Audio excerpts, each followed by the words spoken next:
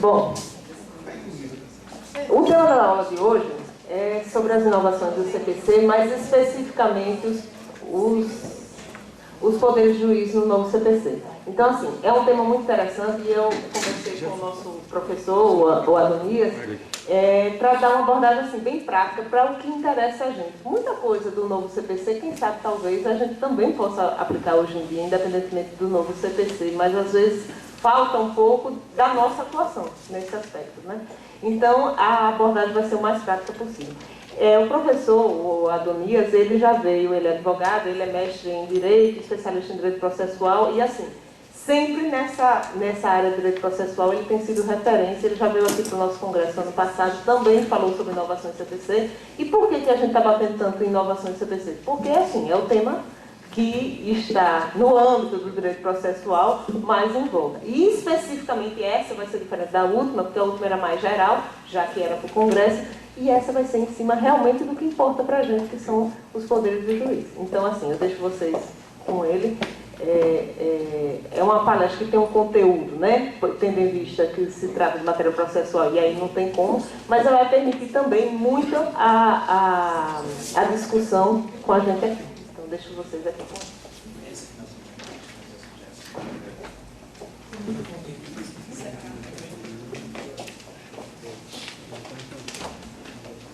Bom dia a todos.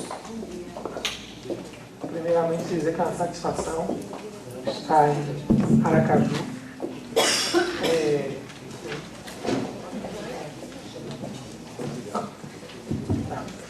Primeiramente, dizer que é uma satisfação estar em Aracaju. Já morei aqui, acho a cidade uma delícia.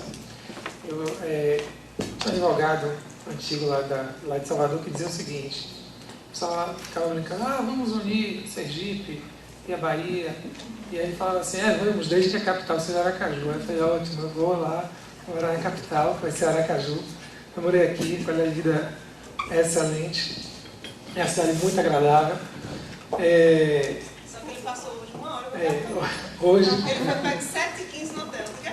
Aí hoje eu passei 1h20 de engarrafamento, porque parece que tem uma obra nova, enfim, coisas que acontecem. Eu fiquei com medo de ser decretada a minha revelia e ser suprimida a palestra. Mas vamos lá. Reparem bem, agradecer ao convite, a Flávia, e vamos falar sobre os poderes do juiz no projeto do novo CPC. Né? O foco que eu quero dar aqui é um foco que seja útil, efetivamente, para a atuação dos senhores magistrados no seu trabalho. Né? E eu tracei a fala da seguinte maneira. Primeiramente, a gente vai ver como é que funciona rapidamente os poderes do juiz no CPC atual. Eles estão resumidos, estão sintetizados aqui no artigo 125 do CPC. Esse artigo tinha inicialmente somente 3 incisos. Ele dizia aí: o juiz dirigirá o processo conforme as disposições desse código, competindo-lhe, primeiro, assegurar as partes tratamento com igualdade, nada mais é do que a preservação do princípio da isonomia, da igualdade material, sobretudo no direito do trabalho, no processo do trabalho, que a gente sabe que há uma desigualdade lá no direito material entre empregadores, entre empresas e empregados de outro lado, e que a própria legislação no campo processual, seja no CPC, seja na CLT, prevê algumas medidas para poder reharmonizar essa desigualdade. Então, o primeiro aspecto é o poder do juiz de tratar igualmente as partes. Quando a gente está falando aqui nos poderes do juiz, é bom que fique claro o seguinte: dois aspectos. Primeiro, que os poderes do juiz são poderes e deveres, ou seja, na realidade, não consistem somente num poder, já que existe o dever do Estado de prestar jurisdição, que também é um poder do Estado, que é a finalidade da atividade jurisdicional. O legislador muniu o magistrado com determinados poderes que são considerados poderes meios, poderes para poder alcançar essa finalidade da prestação jurisdicional, e esses poderes são também deveres, ou seja, o tratamento isonômico não só um poder, não é só um poder do juiz, mas um direito das partes e um dever, portanto, também dos magistrados. Em segundo lugar, o dispositivo dizia: cabe ao juiz velar pela rápida solução do conflito, tratar o assunto com celeridade. A gente vai ver que no projeto do novo CPC existe um dispositivo equivalente a esse, mas com uma outra redação que está mais aprimorada do ponto de vista técnico. E, em terceiro lugar, prevenir ou reprimir qualquer ato contrário à dignidade da justiça. São aqueles atos protelatórios, são os incidentes infundados, as manifestações, os requerimentos de provas que são completamente inúteis no processo. Em 1994, houve o acréscimo do inciso número 4. Esse inciso, ele representa, ele é um incentivo a uma política de autocomposição, de tentar chegar à solução do conflito através da autocomposição. Ele fala especificamente em conciliação, e a conciliação é uma das modalidades de autocomposição. O que o legislador pensou? Disse o seguinte: olha, existe aqui a autocomposição e a heterocomposição. A heterocomposição é aquela solução imposta pelo Estado às partes, mas é muito melhor, do ponto de vista segundo o entendimento do legislador, é muito melhor que as próprias partes possam chegar a uma solução, a um acordo, a uma composição, e aí cabe ao juiz, de acordo com o CPC vigente, atuar ele próprio diretamente como mediador, como conciliador, utilizando técnicas de mediação e conciliação para poder propiciar, poder mostrar quais são as vantagens do acordo, as desvantagens do litígio, os riscos do litígio, para poder chegar a essa composição, que é uma coisa que é, inclusive, muito difundida no seu trabalho. No procedimento trabalhista, como todos nós sabemos, na primeira audiência, naquela audiência inaugural, quando se faz a cisão, a audiência de tentativa de conciliação, na audiência una também, é o primeiro momento, é um momento de tentativa de conciliação, depois da instrução, há uma nova tentativa de conciliação, tudo isso com vistas a homenagear essa tentativa de autocomposição. Bom, esse é o cenário, esse é o dispositivo que sintetiza esses poderes meios do juiz no CPC atual. No projeto do CPC, de acordo com o relatório que foi lido pelo deputado Paulo Teixeira no dia 8 de maio, agora 2013, esses poderes estão dispostos no projeto do artigo 139. Então, o artigo 139, ele traz esses poderes do juiz. O caput é bastante semelhante ao caput do 125 atual, e ele tem alguns incisos. Ele tem, veja, enquanto no artigo 125 nós temos apenas 4 incisos, o projeto do artigo 139 tem, de outro lado, 10 incisos. Alguns desses incisos do 139, eles têm uma correspondência com o atual 125.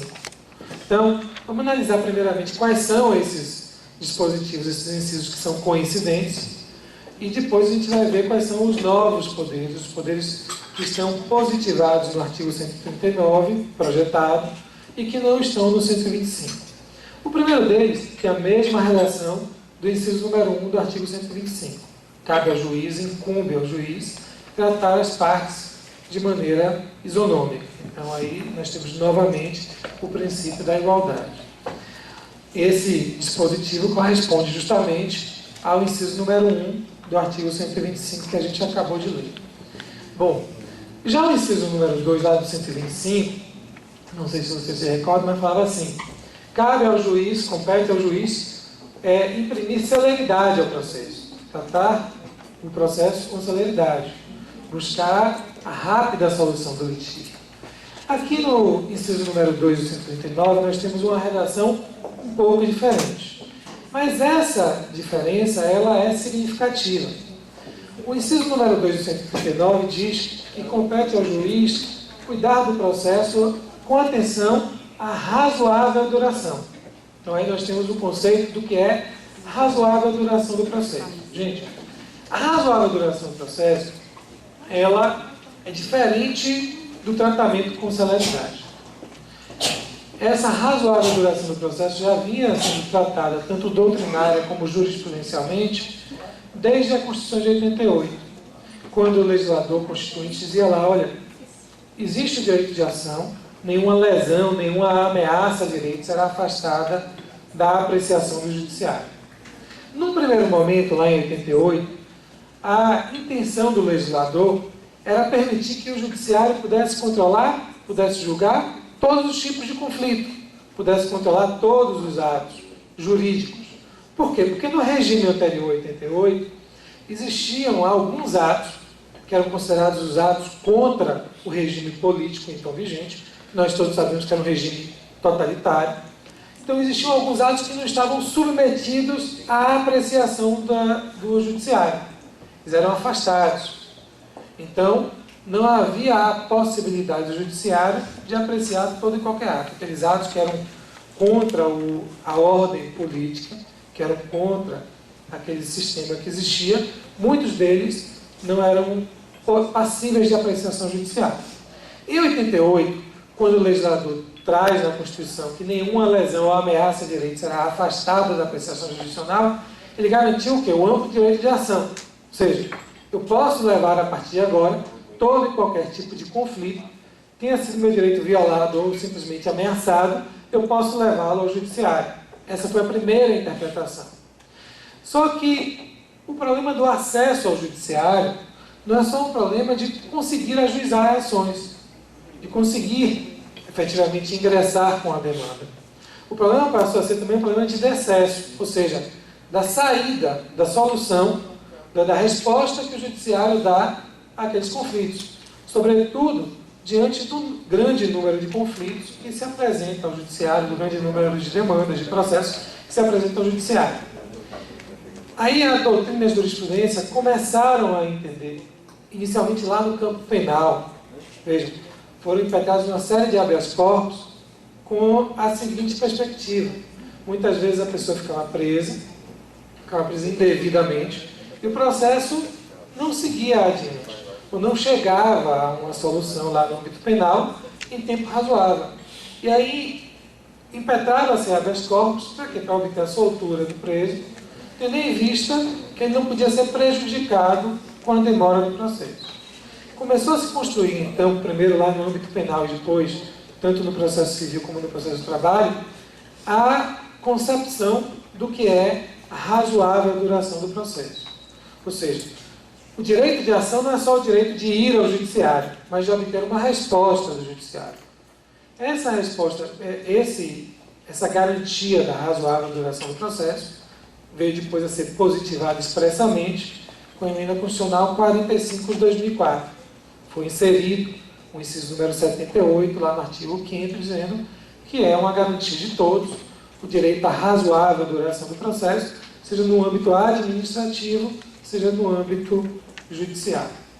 E aí, vejam que essa garantia ela é extremamente importante. Houve um caso lá na Bahia em que a parte peticionou administrativamente a União, vejam vocês, na década de 70, e na década de 90 ainda não havia desfecho de procedimento administrativo. E aí a União, ela impôs uma multa e o Judiciário, a Justiça Federal lá, então, ela anulou a multa e um dos fundamentos foi justamente esse. Foi de que não era razoável que um processo administrativo se estendesse por mais do que 20 anos. Então, vejam que a garantia da razoável duração do processo era uma multa sobre um imóvel que ficava numa área de marinha e esse imóvel então foi vendido e houve a aquiescência da União, enfim, mas a multa continuava lá em nome da pessoa que era proprietária na década de 70. Então vejam que é uma garantia que ela tem como ser concretizada, como é que ser trazida para o plano do caso, do direito subjetivo em concreto. E essa duração razoável do processo não quer dizer um processo muito rápido também. Se existe uma preocupação em que o processo não seja muito lento, que a resposta jurisdicional não seja muito lenta, ela também não pode ser assodada. Por quê? Porque existe um período de maturação. Ou seja, é necessário ouvir as partes, é necessário que o judiciário forme o seu convencimento.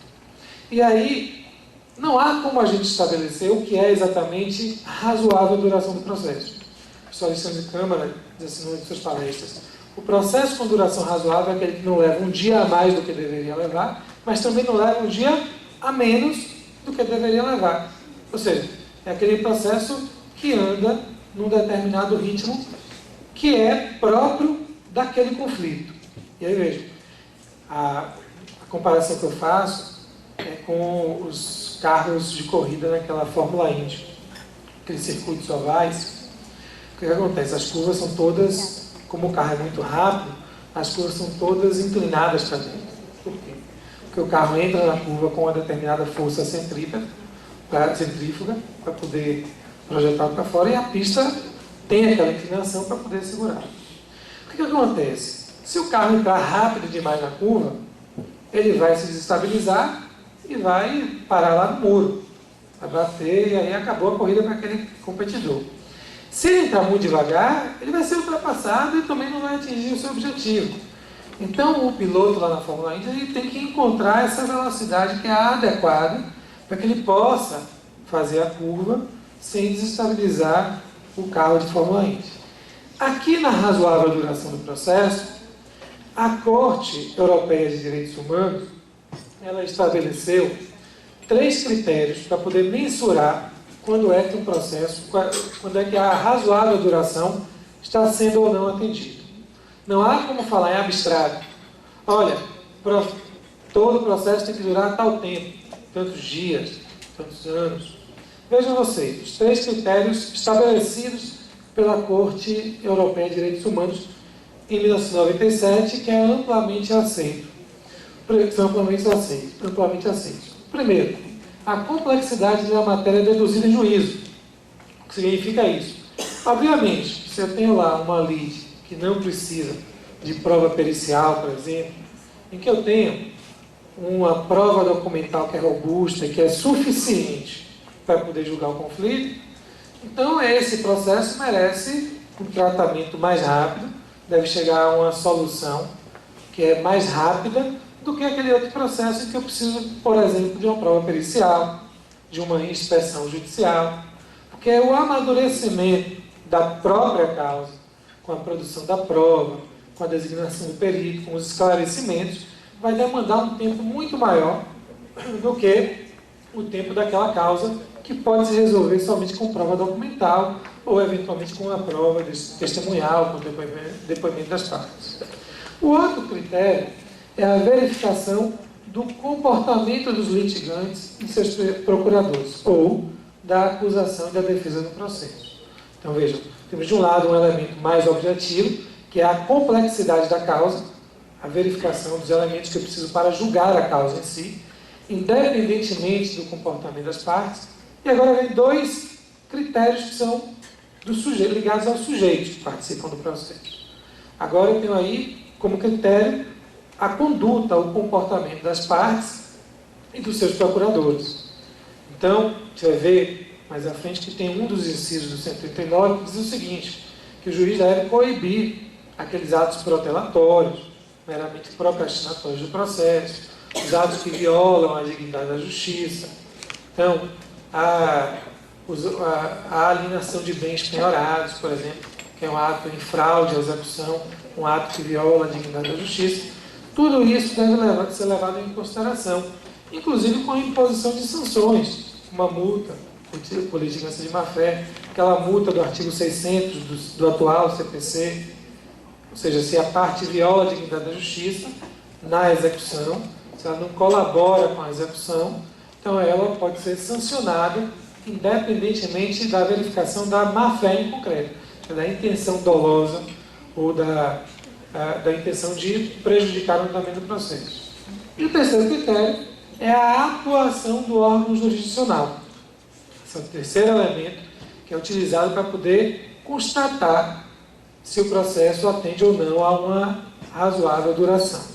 Vejam, aqui nós temos tanto os aspectos estruturais do órgão jurisdicional, eu tenho aí, se eu tenho material humano suficiente, se eu tenho a estrutura física, estrutura logística para poder atuar, eu tenho também a realidade da grande quantidade de demandas. Isso tudo vai interferir na atuação do órgão jurisdicional.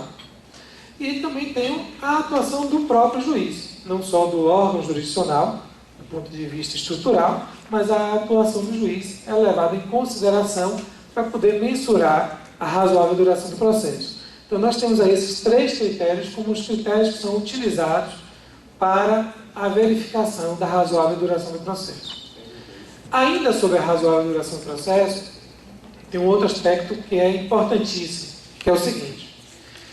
Durante muito tempo, a expressão, o conceito razoável duração do processo, levava a gente a entender o seguinte: o processo com duração razoável é aquele que começa, evolui e chega ao final dentro de um tempo razoável.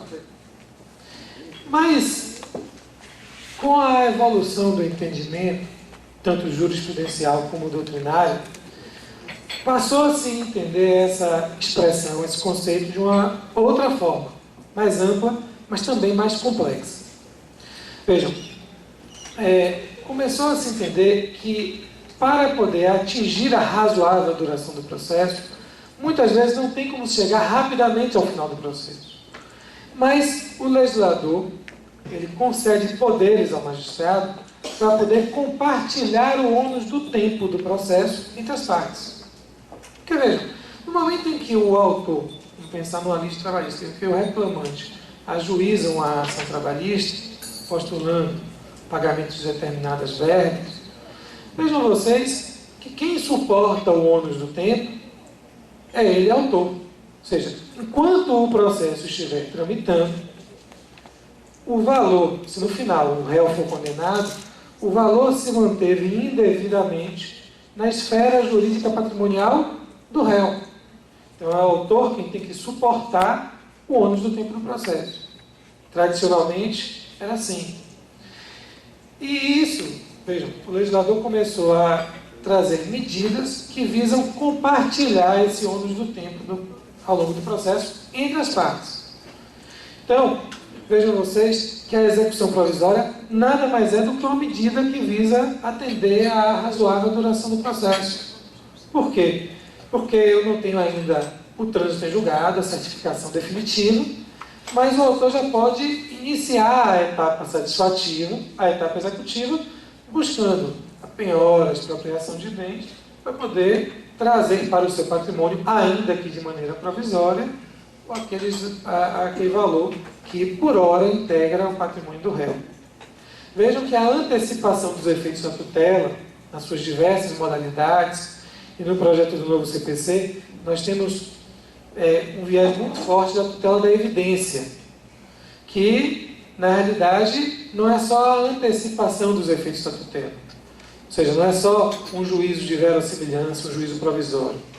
O projeto do novo CPC traz uma série de dispositivos da tutela de evidência que significa o seguinte: quando, por exemplo, houver uma matéria que já foi decidida reiteradamente, um enunciado de uma súmula, da súmula de um tribunal, o juiz já está autorizado a início litis, no começo do processo, está autorizado a julgar aplicando aquela súmula, aplicando aquele enunciado.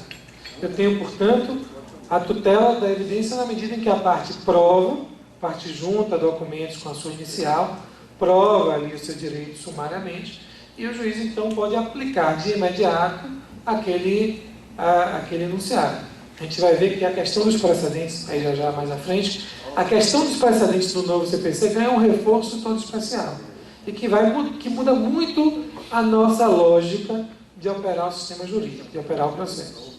Então, a gente tem que ter atenção de que a razoável duração do processo não é só chegar ao final do processo rapidamente, mas também prover meios para os jurisdicionados para poder compartilhar o ônus do tempo entre eles, seja com a tutela da evidência, seja com a antecipação dos efeitos da tutela, seja com a tutela cautelar, que provê, portanto, mecanismos para que o juiz possa, no começo, no curso do processo, indisponibilizar bens, respeitar o devido processo, que ele possa transferir bens do patrimônio do réu para o autor. e assim por diante. Então, estão aí os dois primeiros incisos. O terceiro inciso, ele também coincide com o terceiro inciso do atual 125. Ele diz que compete ao juiz prevenir ou reprimir qualquer ato contrário à dignidade da justiça e indeferir postulações meramente protelatórias. O quinto inciso do 139, ele corresponde ao inciso número 4 do atual 125. Ele diz lá: compete ao juiz promover a qualquer tempo a autocomposição, preferencialmente com o auxílio de conciliadores e mediadores judiciais. E aí, minha gente, vejam. Primeiramente, o dispositivo não trata só de conciliação. O 125, inciso 4, que foi incluído em 1994 no CPC, ele diz que compete ao juiz tentar, incentivar e tentar a conciliação. Aqui, o legislador já fala em autocomposição. A autocomposição não passa somente pela conciliação, ou seja, pela transação entre os interesses que estão naquele conflito, ou somente naquela relação jurídica. É possível que as partes tenham uma série de relações jurídicas entre si, e que essas relações jurídicas todas, elas tenham se tornado conflituosas, ou parte delas tenha se tornado conflituosa, e a autocomposição, então, ela tem uma conciliação. Primeiro, ela pode ser considerada como a renúncia de direitos pelo autor, como reconhecimento de direitos pelo réu, também como uma transação. O outro aspecto importante desse inciso é que o projeto do novo CPC prevê os conciliadores e mediadores como auxiliares do judiciário. Vejam que ele diz lá: tentar a qualquer tempo a autocomposição, em qualquer etapa do processo, o juiz deve tentar a autocomposição e com o auxílio desses profissionais, desses conciliadores, desses mediadores. No projeto do novo CPC, os tribunais podem e devem realizar concursos para a admissão de conciliadores e de mediadores. Na realidade, no processo civil, e isso acho que tem que ser pensado, porque me parece perfeitamente aplicado ao processo do trabalho, o projeto do novo CPC diz assim: caberá a cada tribunal estruturar os seus núcleos de conciliação e mediação. E essa tentativa de autocomposição, ela não passa, como acontece atualmente, diretamente pelo juiz. Ela não vai diretamente, não vai ser presidida diretamente pelo juiz. Passa primeiramente por esses núcleos. Esses conciliadores e mediadores não precisam necessariamente ser bacharéis em direito. Podem ou não. Podem ser, inclusive, advogados. O projeto diz assim, que se o advogado atuar como mediador, como conciliador, ele não poderá advogar naquele órgão jurisdicional. Então, se um advogado atua como mediador, conciliador em determinada no seu trabalho, ele não vai poder atuar como advogado ali. Vejam, mas é possível, então, realizar concursos públicos e estruturar esse núcleo que tem profissionais com uma formação interdisciplinar. Porque a atuação do conciliador e do mediador prevê técnicas em relação às quais nós, operadores do direito, muitas vezes não estamos acostumados a lidar. Nós não estamos preparados para lidar com elas. É possível que tenhamos psicólogos, assistentes sociais, pessoas que detenham, que dominem essas técnicas de negociação. O seu projeto diz, nunca intimidando as partes, para poder chegar a essa autocomposição. É possível também buscar, diz o projeto, os conciliadores e os mediadores em outros órgãos que não sejam órgãos jurisdicionais. É possível que se estabeleçam câmaras, se estabeleçam órgãos, inclusive privados, de mediação e de conciliação, que vão atuar de maneira a auxiliar o judiciário. Me parece que a gente tem que pensar como é que isso funciona na realidade do seu trabalho. Porque aqui nós temos, de um lado, litígios em que há uma desigualdade entre as partes, os litígios individuais, muitas vezes há essa desigualdade, o empregado de um lado, o empregador do outro, e essa conciliação ou essa mediação realizada fora do judiciário por um órgão privado, talvez não seja interessante. A não ser que nós tenhamos aí uma composição paritária entre sindicatos, uma coisa a se analisar. No âmbito do segundo grau, nos litígios coletivos, nos litígios que envolvem os sindicatos patronais e de empregados, aí sim me parece que embora haja essa desigualdade, ela pode ser mais mitigada do que nos litígios individuais. Só uma coisa.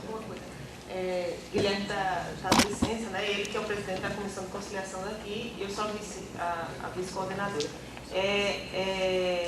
Uma coisa que a gente precisa refletir, né? Essa questão da utilização dos servidores. Existem, inclusive, cursos específicos. Foram dados aqui durante toda a história com a antiga composição da comissão, cursos de treinamento para os servidores, mas tem varas que se utilizam mais desses servidores e tem outras varas menos. Então, assim, muitas vezes, mesmo nas varas que são utilizadas, esses servidores, é feito mais ou menos, digamos, com uma crítica generalizada, porque diz, não foi na frente do juiz, foi feito pelo servidor. Isso a gente sempre fez, né? A gente sempre estava fazendo a pauta e surgia alguma parte mais ou menos com interesse, mesmo que não fosse da pauta daquele dia, a gente direcionava para o servidor da vara, não, ele adianta aí, faz a conciliação e depois a gente verifica se realmente estão preenchidos os critérios para homologação. Isso vai gerar uma certa reflexão da gente, porque cada vez mais está colocada na lei, né? Essa utilização dos auxiliares. Não fica mais como aquela história, não, é tudo eu que estou fazendo 10 audiências concomitantes e os outros não estão me ajudando. Para a gente deixar as coisas mais claras. Muitas vezes, na nossa atuação aqui, a gente vai fazendo por causa das circunstâncias e não fica tão claro. E eu acho que aí está bem claro a possibilidade de utilização. E esse trabalho que foi feito, né, aqui dentro do Tribunal de Treinamento e que vai continuar a ser feito de treinamento. Hoje de tarde, inclusive, a gente vai ter uma aula específica, né, sobre o assunto. E é importante que a gente assim, abra o jogo mesmo, de como que a gente vai fazer, se vai continuar fazendo de conta que foi só a gente, ou que se realmente a gente se utilizou da mão de obra dessas pessoas, que inclusive existe uma resolução do CNJ tratando do assunto, e sobre o treinamento também existem cursos, a gente acabou não trazendo para cá esses cursos, porque são cursos muito longos e que levam a uma dificuldade digamos, do afastamento do servidor da vara, porque a carga horária é muito longa. Mas que é importante, porque a gente precisa cada vez mais, a gente sabe que a gente está numa realidade de dificuldade de conciliação, as pautas cheias, então cada vez mais dificuldade. E o TST, todas as correções que ocorrem nas varas, né, com a indicação de realização de audiência de conciliação e execução. Então, para que a gente possa dar conta disso aí, eu acho que cada vez mais a gente precisa do apoio aí, do mesmo. Logicamente aqui a gente não vai ter servidores específicos concursados para isso, mas que tenham habilidade para isso e que a gente utilize nesse sentido. Quando eu comecei a ser titular, eu fiz uma portaria local, né, só da vara, para utilização assim, da conciliação, ou seja, para deixar minimamente claro o que seria o papel de cada um e para valorizar também, porque as pessoas fazem, se interessam. Não é um serviço simples, e você selecionar quais os processos você vai inserir naquela pauta de conciliação. Então, pelo menos para dar um reconhecimento àqueles servidores que trabalham especificamente com isso. Há cada vez mais uma regulamentação que autoriza e que incentiva a conciliação e a mediação. Eu destaquei aqui, esse é o texto do projeto. Vejam que há um capítulo específico do projeto, que vai do artigo 166 até o artigo 176 do CPC, do projeto do novo CPC, que regulamenta quem é que pode ser conciliador, quem pode ser mediador, como é que funciona a estruturação dos núcleos de conciliação Veja, ele diz aí no 166. Todos os tribunais criarão centros judiciários de solução de conflitos e cidadania, responsáveis pela realização de sessões e audiências de conciliação e mediação, além de desenvolvimento de programas destinados a auxiliar, orientar e estimular a autocomposição. Então, há um estímulo no que diz respeito ao estímulo do ponto de vista programático, desenvolvimento de programas para a conscientização e também de atos concretos, seja nas sessões e audiências de conciliação e mediação. E vejam que esses centros judiciários, eles ficam responsáveis pela realização dessas audiências. Então, os mediadores e conciliadores passam a atuar, de acordo com o projeto do novo CPC, passam a atuar de forma contundente nessa atuação, nesse aspecto. Vejam que o parágrafo 1º diz lá: a composição e a organização dos centros serão definidas pelo respectivo tribunal, observadas as diretrizes do CNJ. Então, aí nós temos toda a regulamentação mais abaixo de quais são os requisitos para ser conciliador. As partes podem escolher de comum acordo o conciliador, o mediador e a Câmara Privada de Conciliação e de Mediação. Então, nós temos aí no artigo 166 projetado e o 176, nós temos essa regulamentação, que merece efetivamente uma análise mais detalhada. Voltando lá ao artigo 139, nós temos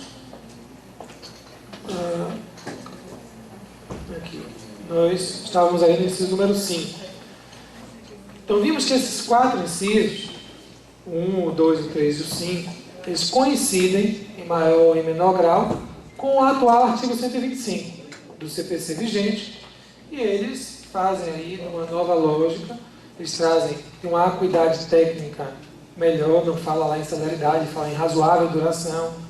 Eles trazem essa nova política de mediação e de conciliação, e os outros incisos desse artigo trazem os novos poderes meio do juiz. Na realidade, não são novos. Eles vêm positivados, vêm sintetizados no 139, mas vieram sendo construídos ao longo do tempo, tanto pela jurisprudência como pela doutrina. Estão previstos na lei, mas de maneira esparsa. O que o 139 vai fazer, em boa medida, é sintetizar. Quais são esses outros incisos? O inciso número 4 diz que compete ao juiz determinar de ofício ou a requerimento todas as medidas coercitivas ou subrogatórias necessárias para assegurar a efetivação da decisão judicial e a obtenção da tutela de direito.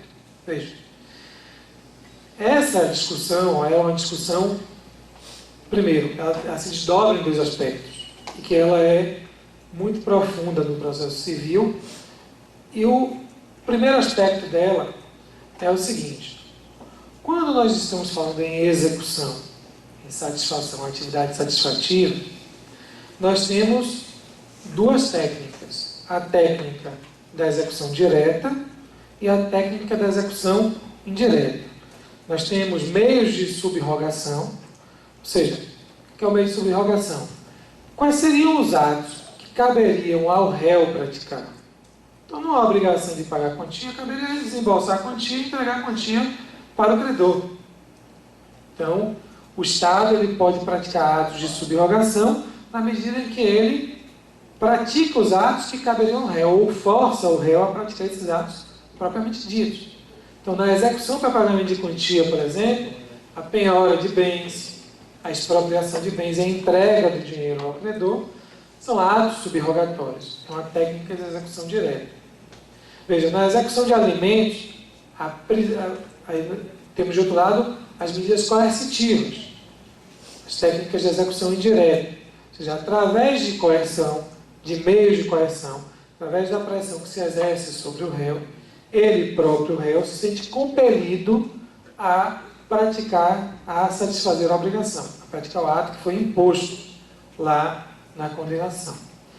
O exemplo disso, também não é a execução de pagar quantia, mas na execução de alimentos, é a prisão civil. Ou seja, na prisão civil eu tenho lá uma coerção sobre o réu, que não vai, uma vez preso o réu, a obrigação não está satisfeita, portanto não há uma subrogação, e exerce-se coerção, pressão sobre o réu, para que ele próprio se sinta compelido a adimplir. As técnicas de subrogação e as técnicas de coerção, discutiu-se durante muito tempo se elas podiam ou não ser impostas de ofício pelo juiz. O que o dispositivo deixa claro aí é que o juiz pode, de ofício ou a requerimento, determinar a prática de qualquer ato, seja coercitivo, seja um ato de subrogação, para poder propiciar a satisfação. Então, isso fica pacificado com o projeto do novo CPC e isso garante, atribui ao juiz um amplo leque de poderes. A gente tem aí o poder geral de efetivação das decisões judiciais. Então, o juiz não precisa do requerimento da parte para poder impor uma determinada medida. Ele pode analisar de ofício o caso concreto e constatar qual é a medida que vai ser mais proveitosa. Obviamente que a jurisprudência tem apontado que quando há medidas coercitivas e medidas subrogatórias, e as duas são possíveis, deve-se preferir as medidas de subrogação. Então, veja, volto ao exemplo da execução de alimentos. É cabível a prisão civil, mas também é possível o desconto em folha. Então, logicamente que é muito mais proveitoso realizar o desconto em folha, e com isso a gente vai ter uma medida de subrogação que vai propiciar a satisfação, do que a prisão civil, que é uma medida de coerção, que vai compelir o réu, ou tentar compelir o réu a praticar um ato, a pagar uma quantia, mas que pode não chegar àquele objetivo. Então, quando há essa possibilidade das medidas de subrogação e das de coerção, deve-se preferir, de acordo com o entendimento jurisprudencial atual, deve-se preferir as medidas de subrogação. O outro aspecto que a gente poderia inferir daí seria: será que o juiz pode, de ofício, iniciar uma execução? Existe essa discussão no processo civil em relação às obrigações de fazer, não fazer e entregar coisas diversas de dinheiro, porque o CPC silencia sobre isso. Em relação às obrigações de pagar quantia, o atual CPC, lá no artigo 475J, ele, ao contrário, o senso diz que o juiz não pode. Por quê? Porque ele diz assim: olha, não iniciada a execução, no prazo de 6 meses, o juiz mandará arquivar os autos, sem prejuízo do posterior desarquivamento a requerimento do credor. Isso é a realidade lá no processo civil. Aqui, no projeto, esse sistema se repetiu. O legislador agora deixa claro: nas obrigações de fazer, não fazer e entregar coisas diversas de dinheiro, o juiz poderá iniciar de ofício. Mas parágrafo 1º do artigo 527 projetado diz que o cumprimento da sentença que reconhece o dever de pagar a quantia, seja cumprimento provisório ou definitivo, far-se-á requerimento do exequente. Em outras palavras, no processo civil, cabe ao credor iniciar a execução para pagamento de quantia, mas uma vez iniciada essa execução, o juiz tem o poder, de ofício ou a requerimento, de impor as medidas necessárias para a efetivação da decisão judicial. Ele não pode fazer o quê? Ele não pode iniciar a execução de ofício. Nas obrigações de entregar, fazer ou não fazer, o juiz pode, inclusive, iniciar essa etapa de ofício. No processo de trabalho, de outro lado, a CLT autoriza o juiz a iniciar a execução definitiva de ofício. Então, a gente não vai ter a aplicação desse parágrafo do 527 projetado. Okay? Então, aí mantém-se o sistema como ele está hoje no âmbito do processo de trabalho. O inciso número 6 diz que compete ao juiz, essa é uma novidade interessante, dilatar os prazos processuais e alterar a ordem de produção dos meios de prova, adequando-os às necessidades do conflito, de modo a conferir maior efetividade à tutela do direito. Então, o que o legislador está fazendo no projeto do CPC? Ele diz assim: olha, existe um procedimento pré-fixado na lei. Então, o processo vai se iniciar, petição inicial, citação do réu. Então, ele já estabelece previamente o procedimento, que tem algumas diferenças que são bastante contundentes em relação ao procedimento tal como ele é previsto hoje. Mas esse dispositivo, ele permite uma flexibilização do procedimento. E ele é, sim, objeto de inúmeras discussões. Porque ele permite que o magistrado possa alterar o procedimento. Pode inverter, vejam vocês, a ordem da produção de provas. Então, se eu tenho lá ordinariamente previsto procedimento padrão previsto pelo CPC atualmente, por exemplo, faz a prova pericial, vai depois marcar a audiência de instrução, ouvir peritos e assistentes, partes, depois disso, as testemunhas. Esse aí é o procedimento previsto atualmente no processo civil. O juiz, diante das peculiaridades do caso concreto, pode, de maneira fundamentada, inverter a ordem da produção dessa prova. Então, ele pode, primeiro, ouvir as partes, ele pode ouvir as testemunhas. Não vai mais haver aquele processo cautelar de produção antecipada de provas. A produção antecipada de provas agora vai ser realizada dentro do próprio processo principal. Então, não há mais um outro processo cautelar com essa finalidade. Há requisitos que são semelhantes aos atuais para a produção antecipada de provas. Então, aqui há a possibilidade de flexibilização do procedimento, inclusive com o aumento de prazos. Por que isso? Porque pensem, no atual CPC, o prazo para contestar é de 15 dias, do rito ordinário. Só que esse prazo ele é o mesmo, tenha o conflito, tenha a petição inicial, um documento, ou tenha milhares de documentos. Vejam, quando há litisconsórcio, às vezes a gente tem um único autor e um único réu, uma petição inicial incluída com poucos documentos. Olha, contratei aqui, a parte deveria pagar, não pagou. Questão que pode ser resolvida de maneira bastante simples. Prazo de 15 dias é um prazo suficiente para contestar. Mas se eu tiver um litígio com uma complexidade muito maior, se eu tiver um litisconsórcio ativo, inúmeros autores, juntando volumes e volumes de documento, então aquele prazo de 15 dias pode se tornar um prazo exíguo, às vezes para um único réu contestar. Então o juiz pode também dilatar esses prazos. E aí surgiu essa discussão. Bom, pode ou não pode? Como é que fica a flexibilização do procedimento? Como é que ela fica? Porque tem que haver uma garantia de respeito ao devido processo, ao direito de defesa. Então, o juiz vai estabelecer o prazo e depois ele pode aumentar, no curso do prazo ele vai poder aumentar esse prazo, ele vai poder dilatar o prazo. E aí, a solução que a comissão especial da Câmara encontrou foi a seguinte. O parágrafo único do 139 deixa claro que a dilação do prazo somente pode ser determinada antes do início do prazo regular. Então, se o magistrado entende que 15 dias é insuficiente, é um prazo muito exíguo para contestar uma demanda, ele já pode estabelecer um prazo de 30 dias, de 45 dias, levando em consideração as peculiaridades do caso concreto, desde que ele faça isso com antecedência. Ou seja, iniciado o prazo não é mais possível dilatar, porque as partes aí já têm uma expectativa de que o prazo vai chegar ao final em determinado tempo.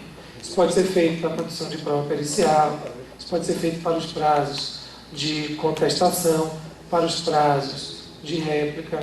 Então, o projeto do CPC atribui esse poder geral para o juiz, que é o poder de flexibilizar o procedimento. Logicamente que resguardando aí, comunicando às partes previamente qual foi a flexibilização que foi realizada, qual foi a alteração do prazo, qual foi a inversão. Aliás, na etapa de saneamento, o projeto do novo CPC também prevê a possibilidade das partes serem intimadas, serem convocadas a juízo, para, em conjunto, estabelecerem quais são os pontos controvertidos. O projeto agora ele prevê o seguinte, lá na etapa de saneamento. As partes, o juiz pode dizer quais são os pontos controvertidos, que serão objeto da instrução. As partes podem chegar a um acordo sobre isso e apresentar uma petição conjunta ao juiz. E, olha, os pontos controvertidos que existem nesse processo, segundo nosso entendimento, são esses aqui. Sobre eles é que deve recair a instrução probatória. São as próprias partes, portanto, delimitando o seu direito de prova. E isso tem que se dar requisito para que isso aconteça é que se dê mediante um acordo entre as partes. Um acordo em relação às provas que vão ser produzidas e qual é o objeto, quais são os pontos controvertidos, as questões que devem ser objeto de prova. E o juiz também pode, de acordo com o projeto do CPC, também não havendo esse consenso entre as partes, ou sendo o direito indisponível, ele pode estabelecer esses pontos. Então aqui a gente tem a possibilidade de uma flexibilização do procedimento, o que me parece também aplicável ao processo do trabalho. O juiz pode entender que aquele caso concreto tem uma certa peculiaridade e que, portanto, ele pode adiantar uma prova pericial, ele pode inverter a ordem de oitiva de testemunhas, eventualmente, desde que isso tudo seja previamente comunicado às partes. O inciso número 7, já é também nosso conhecido no CPC vigente, diz que cabe ao juiz exercer o poder de polícia, requisitando, quando necessário, força policial, além da segurança interna dos fóruns e tribunais. Então não há propriamente uma novidade, esse poder já existe no CPC atual, só não está lá no artigo 125, só não está lá sintetizado como um dos poderes do juiz. O inciso número 8 prevê a possibilidade do juiz, a qualquer tempo, convocar as partes para depoimento pessoal, sem que haja a incidência da pena de confissão. Veja, o nosso CPC vigente traz uma confusão muito grande, que acabou sendo resolvida pela jurisprudência e pela doutrina. Ele diz assim, olha, o juiz realizará o interrogatório das partes. E não, aí o artigo subsequente diz assim, não sendo realizado o interrogatório das partes, uma das partes, o autor, por exemplo, pode requerer o depoimento da parte contrária, do réu, ou vice-versa, sob pena de confissão. Então, o CPC vigente, ele distingue interrogatório de depoimento pessoal. O interrogatório é o ato praticado pelo juiz de ofício e que busca a obtenção de esclarecimentos. Então, o que o juiz quer não é obter a confissão de uma das partes. Ele quer obter esclarecimentos, ele quer obter subsídios para poder julgar de forma melhor. Enquanto que, quando o autor pede o depoimento do réu, o autor não está preocupado em obter esclarecimentos, até porque ele é parte integrante do litígio, ele tem um interesse parcial no conflito, e o que ele quer obter é efetivamente a confissão do réu, e vice-versa. Bom, o que acontece no CPC, no projeto do CPC? Diz assim, ó, lá ele trata do depoimento pessoal. Ele diz que requerer o depoimento pessoal da outra, a fim de ser interrogada na audiência de instrução e julgamento, sem prejuízo do poder de juiz de ordená-la de ofício. Se a parte pessoalmente intimada e advertida da pena de confesso não comparecer, ou comparecendo se recusar a depor, o juiz aplicar-lhe-á a pena. Então, o projeto ele acaba com aquele dispositivo que dizia o juiz ordenará o interrogatório. Se não houver interrogatório, a parte pode requerer o depoimento. Então, de acordo com o projeto, tanto o juiz de ofício como a parte pode requerer o depoimento pessoal da outra parte ou de qualquer das partes. Qual é a grande questão? Acabou-se com essa distinção. O problema, na realidade, é saber qual é a consequência de não comparecimento. Ou qual é a consequência de, comparecendo, se recusar injustificadamente a prestar o depoimento. Ou empregar evasivas, responder de forma evasiva, genérica. Ou seja, pode-se ou não pode-se aplicar a pena de confissão. De acordo, vou voltar aqui no slide, de acordo com o 139, vejam, a qualquer tempo, de ofício, o juiz pode, para obter esclarecimentos, intimar as partes. E aí não cabe a pena de confissão. O legislador deixa claro. Então, independentemente de uma audiência de instrução, o juiz pode até já ter concluído a instrução. E pode, examinando o caso concreto, examinando os documentos, pode estar ainda numa situação de dúvida. Ele pode, então, convocar as partes, designar uma nova audiência, se for o caso, para obter esse esclarecimento. A parte que não comparecer não poderá ser considerada, não pode acontecer a confissão. comparecendo e não respondendo, também não haverá pena de confissão. Mas na audiência de instrução, aí a situação já muda de figura. A parte pode requerer e o juiz também pode, de ofício, como acontece hoje em dia, atualmente, pode intimar sob pena de confissão. E aí tem que haver a advertência expressa de que haverá confissão se não houver o comparecimento ou comparecendo a parte, ela deixar de responder. Então aí há a possibilidade agora de aumentar a instrução com vistas a obter uma maior proximidade entre o que de fato aconteceu e aquilo que está retratado nos autos do processo. O que seria, entre aspas, a busca da verdade real, já que, de acordo com o pessoal lá da filosofia e da hermenêutica, essa verdade real não existe nem no mundo real, muito menos no mundo do direito, muito menos no mundo dos autos. O que a gente tenta o professor Calmon de Passos dizia que é um dever ético dos operadores e dos magistrados, tentar se aproximar o máximo possível. Esse é que é o dever. Tentar se aproximar o máximo possível daquilo que aconteceu. O parágrafo 3º do 392 diz que o depoimento pessoal da parte que residia em comarca, seção ou subseção judiciária diversa daquela onde tramita o processo poderá ser colhido por meio de videoconferência ou outro recurso tecnológico de transmissão de sons e imagens em tempo real, o que poderá ocorrer inclusive durante a realização da audiência de instrução e julgamento. De acordo com o projeto do novo CPC, é possível realizar, ao invés de termos aí a expedição de precatórios, a realização de audiências em outras comarcas, é possível realizar a instrução através da videoconferência ou qualquer outro recurso em tempo real, durante a audiência de instrução. Okay? Bom, voltando lá ao 139, o projeto do novo CPC diz que compete ao juiz determinar o suprimento de pressupostos processuais e o saneamento de outros vícios processuais. Aqui a gente tem duas observações a fazer. A primeira delas é de que o CPC deixa claro que a todo momento qual é a finalidade da prestação jurisdicional? Julgar o conflito. Então, se houver defeitos que sejam sanáveis, logicamente que se houver uma litispendência, uma coisa julgada, se você tiver um pressuposto processual negativo, seja um obstáculo intransponível, se existe coisa julgada, não há como corrigir esse vício. Então, o juiz extinguirá o processo sem exame do mérito. Se houver litispendência, constatada a litispendência, um dos processos será extinto sem litispendência. Mas todos os outros vícios processuais, a falta ou não preenchimento de um pressuposto processual, que seja passível de correção. Então, um defeito na representação processual, a falta da assinatura de um advogado em uma determinada peça processual, pode fazer com que ele seja intimado para corrigir.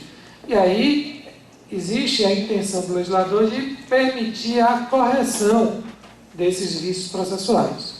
Uma tentativa de chegar sempre à solução do conflito, ao invés de provocar a extinção do processo sem exame do mérito.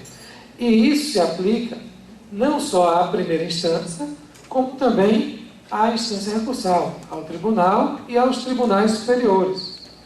O atual CPC já prevê, lá na apelação, no parágrafo 4º do artigo 515, que quando o tribunal, quando a turma ou o relator encontram um vício sanável, que pode ser suprido, antes de julgar a apelação, deve intimar as partes para poder fazer essa correção.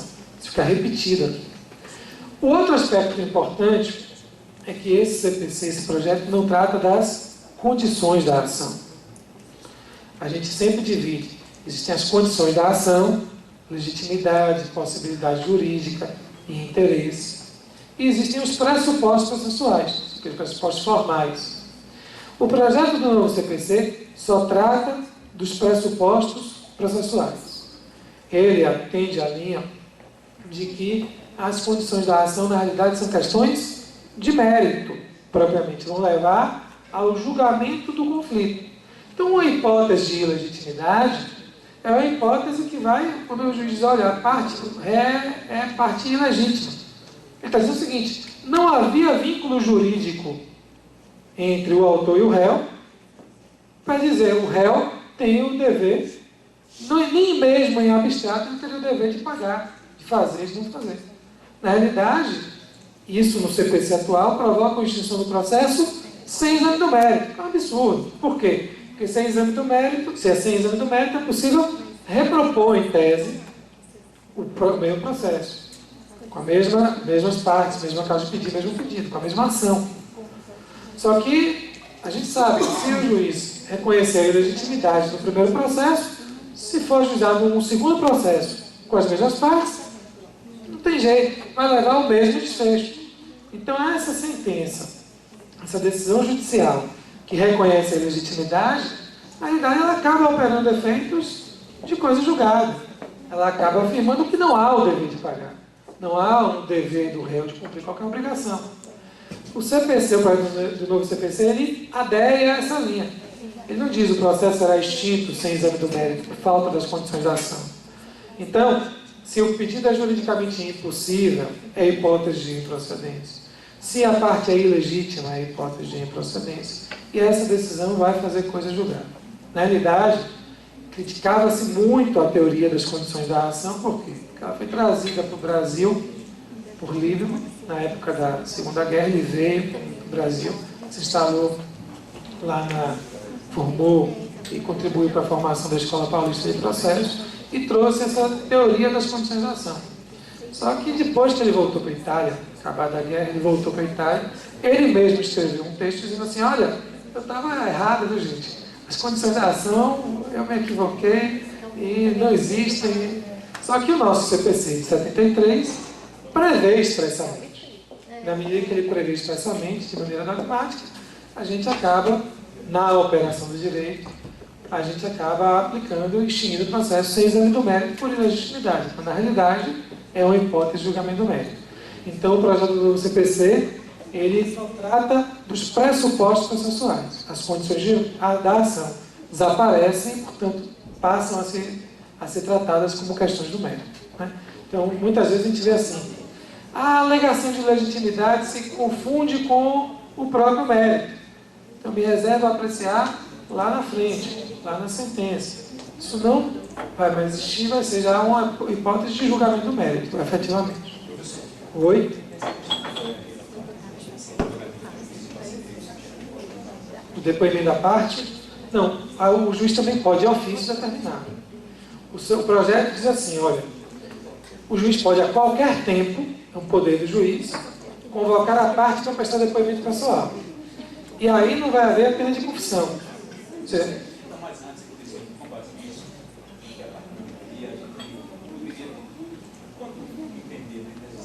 Claro. Porque era prerrogativa do juiz e caberia a ele decidir apenas ou não. E no caso agora, vem o requerimento da outra parte. Sim, a lei prevê expressamente o requerimento. A lei prevê expressamente o requerimento, mas prevê também expressamente que o juiz pode fazer de ofício. Como pode dizer? Isso. Olha lá. Sem prejuízo do poder do juiz de ordenar de ofício. Lá no finalzinho do caput. Então, o que o legislador está fazendo? Ele está distinguindo dois momentos. Um momento é o da audiência de instrução. Para a audiência de instrução pode haver requerimento ou pode haver determinação de ofício. E a ausência à audiência de instrução pode provocar a pena de confesso, desde que a parte tenha sido intimada com essa advertência. O que não provoca a pena de confesso é quando o juiz determina em outro momento. Então, o juiz tem o poder, de acordo com o projeto novo CPC, qualquer etapa do processo, não só na audiência de instrução, de convocar a parte para poder prestar depoimento pessoal. E aí, o juiz quer obter esclarecimentos, ele não quer obter a confissão. Agora, veja bem, obter esclarecimentos pode levar a uma confissão? Pode, a uma confissão expressa. É importante a gente distinguir aí a confissão expressa da confissão tácita. Na confissão tácita ou ficta, o que acontece? Eu não afirmo, a parte não afirma expressamente o fato que é favorável ao adverso e que é contrário aos seus interesses. Na confissão ficta, eu tenho uma conduta que autoriza o juiz a aplicar a presunção. Então eu tenho, a parte não compareceu injustificadamente. ou ela compareceu e se recusou a depor, injustificadamente. O juiz, o legislador atualmente diz assim, olha, então, aplique a pena de confissão. Presuma que o que a outra parte afirmou é verdadeiro. Bom, se a confissão ficta ou tácita.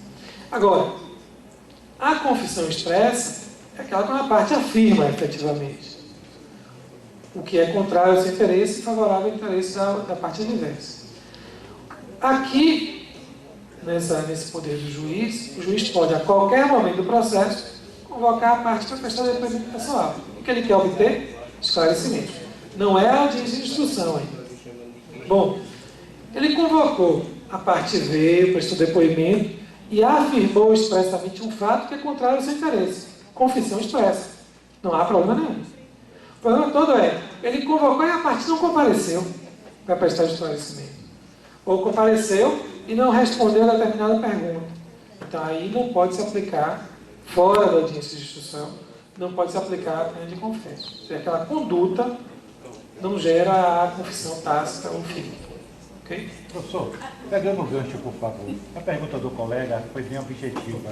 A parte requerendo depoimento da parte contrária, o juiz pode indeferir? Pode indeferir? Sim, a pergunta foi Pode. essa. Pode indeferir. Então não é mais um direito da parte ouvir o depoimento da outra? Porque no CPC atual é um direito. No novo CPC continua sendo um direito da parte ouvir o depoimento da outra se ela requerer, é um direito subjetivo dela ou acabou esse direito? Se for, veja que a gente tem um outro dispositivo aí que diz aqui, ó, que o juiz pode indeferir as provas que são meramente, indeferir postulações meramente protelatórias. Mas isso sempre existiu. Isso. Então veja o que acontece. Se efetivamente isso não muda nada. Ou seja, se a parte faz um requerimento e a prova, o depoimento, é completamente irrelevante, ou é meramente protelatório, você vai ter aí a possibilidade de indeferimento daquela postulação, o indeferimento do requerimento de oitiva da parte contrária, né? Se a prova for exclusivamente documental e não puder ser derrubada pela prova oral. Por quê? Porque muitas vezes a prova documental representa uma realidade formal e essa realidade formal pode ser derrubada por conta do depoimento das partes e testemunhas. Bem, então continua o direito da parte requerer o depoimento da outra. Se o juiz indefere, ela protesta, certamente defesa, nulidade processual, mas é um direito dela, continua. De requerer-se. Ela tem esse direito. Pronto. De acordo com o 392 do CPC. O novo CPC. Continua sendo o direito da parte. De acordo com aquele 392 que eu trouxe aí. Sim, de requerer. E aí ela protesta, anula o processo, como é hoje. E tem o direito se for advogado esperto, requer e anula o processo. É o quê? O juiz não pode interferir?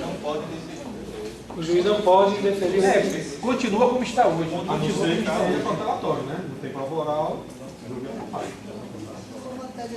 É só matéria de direito. Claro. Mas essa parte do testemunha, se eu podia meter a confissão. Quando é que não há necessidade? Quando não houver confissão naquele caso, não puder haver confissão. Quando for matéria de direito, Aí aí direito isso. é como está Não tem hoje. como confessar, né? Vai confessar o quê? Porque no CPC, como os conflitos também podem versar sobre outros direitos, não só matéria de direito, mas há possibilidade de direitos disponíveis. Claro, né? claro. E aí não cabe, obviamente, a confissão. Claro. E aí o requerimento de oitiva da parte contrária, depois da parte contrária, é meramente Confessar, né? isso. O que o juiz pode fazer é intimar para prestar esclarecimentos, mas não sob pena de confissão. Muito obrigado. Se houver confissão expressa, cabe. Perfeito. É isso, a pessoa não incidirá a confissão, é só a ficta. É isso?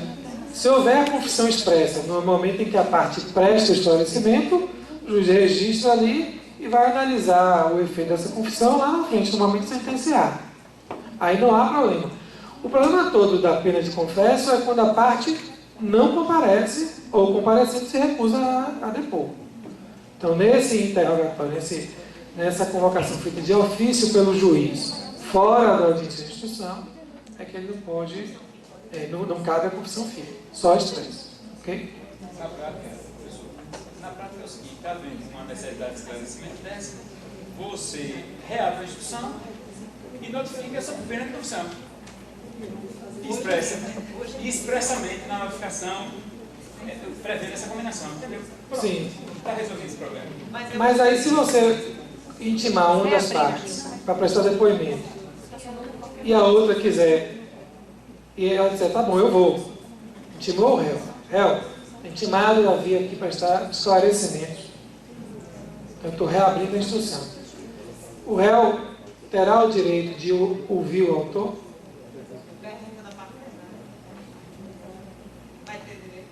A pergunta da parte contrária? Se colocar combinação, vai ter. Se colocar combinação, vai ter que vir a outra parte e a outra parte reabrir a instrução. Você vai ter que, de qualquer forma, notificar antes, né? Para fazer a audiência pública com o contraditório. Mas, independentemente do contraditório, ele vai ter direito, porque era aquela pergunta antiga que a gente tinha, se no interrogatório se dava ou não dava palavra para a parte contrária perguntar. Mas aí, renovado isso, só que agora puxando para uma segunda oportunidade, já que a gente classificou que naquele momento inicial se teria direito para falar. Mas aí seria essa mesma discussão, só que hoje, num momento separado, posterior. Porque o momento do depoimento pessoal já passou, já aconteceu. Agora é a realidade.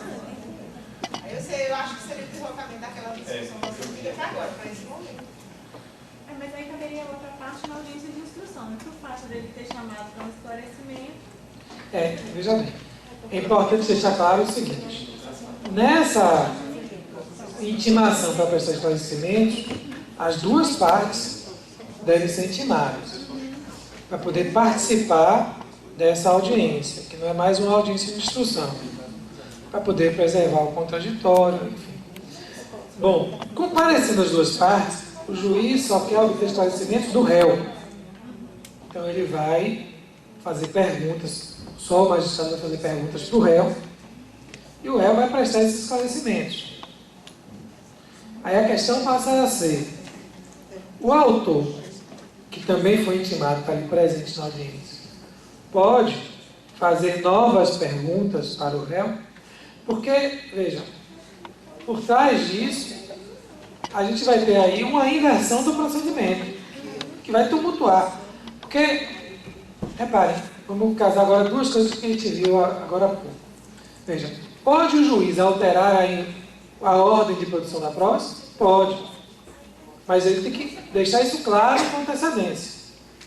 Então, ao invés de ouvir primeiramente o autor, depois o réu, depois o testemunho do autor, depois do réu, eu vou inverter, por conta das peculiaridades desse caso concreto, eu vou inverter essa ordem e vou produzir a prova de outra maneira. Comunicou as partes e aí realizou a instrução. No momento em que ele comunicou as partes e realizou a instrução dessa forma flexibilizada, as partes já têm claro como é que o procedimento vai se desenvolver.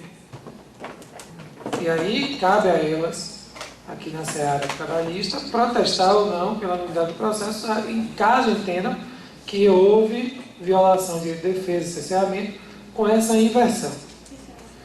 Bom, mas realizada a instrução, ou na ordem prevista pela lei, ou na ordem estabelecida pelo juiz, as partes, elas têm uma expectativa de como é que o procedimento vai se desenvolver. E elas sabem.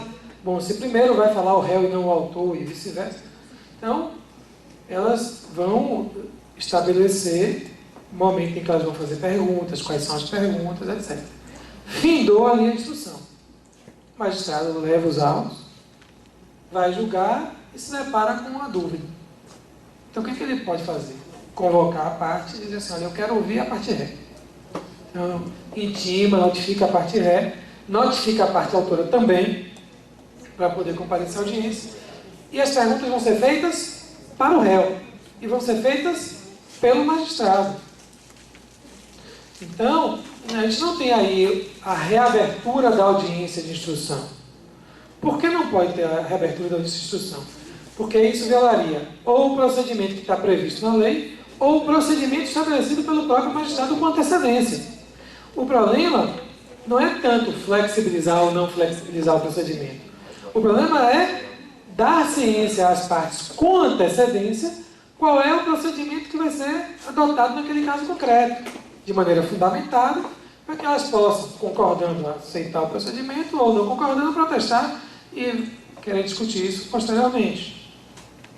Então, me parece que nessa audiência, para obter esclarecimentos à parte, me parece que é para o juiz fazer perguntas para aquela parte. Não vai fazer perguntas para a parte contrária e nem vai permitir que a parte contrária faça perguntas. Porque quando o autor faz perguntas para o réu, a intenção é deliberadamente obter confissão, não é obter esclarecimentos, e vice-versa. O juiz não está numa posição imparcial, que é a de obter os esclarecimentos para saber como efetivamente os fatos aconteceram, para ter melhores condições de julgar aquele conflito. Como o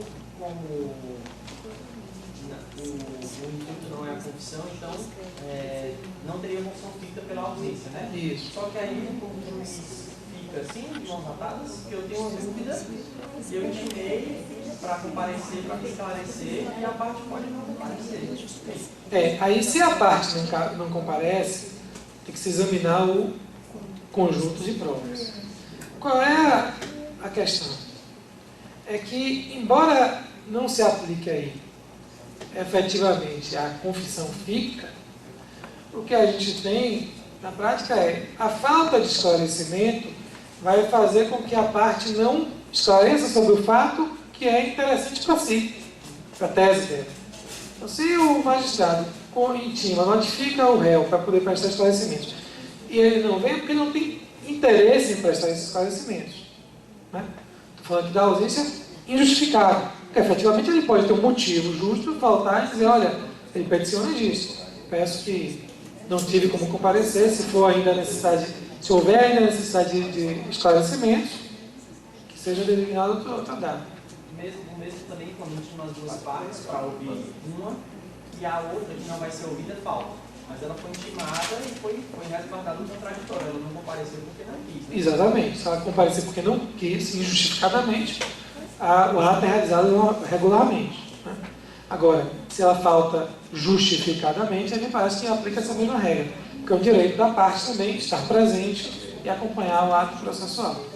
E isso, veja, eu vou mais além. Se é possível realizar a videoconferência, se é possível realizar esse ato através de outros recursos tecnológicos, como o próprio CPC diz ali no 392, aqui no parágrafo 3º do 392, nada impede que a parte que não vai ser ouvida se faça presente através de um desses recursos tecnológicos. Né? Então o autor não estará lá presente fisicamente, mas estará presente através de uma videoconferência, por exemplo. Okay? Bom, o número 9 nós já vimos e o último é o número 10. Esse também é essa outra novidade do projeto do novo CPC. O projeto do novo CPC, ele dá muita força aos precedentes judiciais, sobretudo nos casos de demandas repetitivas. O que aconteceu? O que ele diz hoje? Vamos lá.